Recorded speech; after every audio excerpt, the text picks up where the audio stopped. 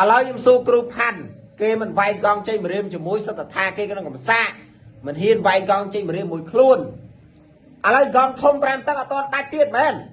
សុកធីមួយពេញសម្បត្តិដៃគ្មានបន្ទុករាប់មួយគេទៅអីដាច់ស្រេចនៅប៉ុណ្ណឹងដាច់ស្រេចនៅហានពីមួយពេកអតិទេព2ដងអាត់កើខ្លួនឯងសួរមានបន្ទុករាប់មួយគេនៅនិ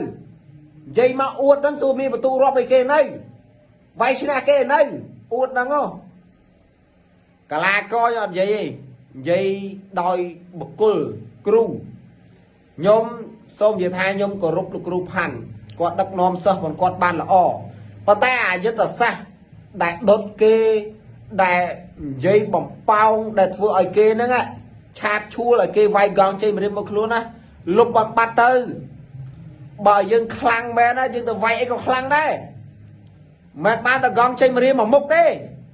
ឡូវចេញទៅក្រៅប្រទេសលោកគ្រូផាន់នេះដែលទៅតវ៉ាមួយគេដែលទៅឌៀមដានគេឲ្យវាយកង់ចេញមករៀមទៅដែលនិយាយទៅបាទពីសម្បត្តិអាសាចេញទៅក្រៅប្រទេសទេតើនិយាយទៅសរោវេនតាហ្មងបាទពីសម្ដីនិយាយចេញមកឌឺដងវាហួសហេតុពេកពេលខ្លះទៅ